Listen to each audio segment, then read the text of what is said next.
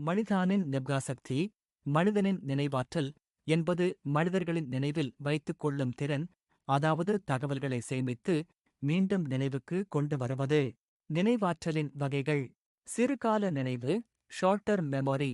சில வினாடிகள் அல்லது நிமிடங்களுக்கு மட்டும் தகவல் இருக்கும். உதா, ஒரு போன் ஐ உடனே நினைவில் வைத்துக் கொள்வது. நீண்ட கால நினைவு, லாங் டர்ம் மெமரி. நாட்கள், ஆண்டுகள் வரை நீடிக்கும். உதா, பள்ளி நினைவுகள், அனுபவங்கள். செயல்முறை நினைவு, ப்ரொசீஜரல் மெமரி. உடல் செயல் தொடர்பான நினைவுகள். உதா, சைக்கிள் ஓட்டுவது. நினைவாற்றல் எப்படி வேலை செய்கிறது? நினைவாற்றல் 3 முக்கிய நிலைகளில் நடக்கிறது. என்கோடிங், உள்ளீடு, தகவலை எடுத்துக்கொள்வது. ஸ்டோரேஜ், சேமிப்பு, அதை சேமித்து வைத்தல். ரீட்ரீவல், மீட்டெடுப்பு, தேவையான போது நினைவுக்கு கொண்டு வருதல்.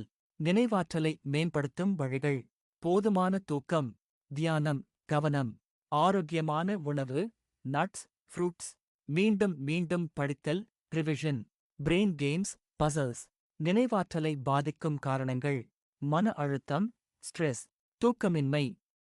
அதிகமான ஸ்கிரீன் யூசேஜ். ஆரோக்கிய பிரச்சினைகள்.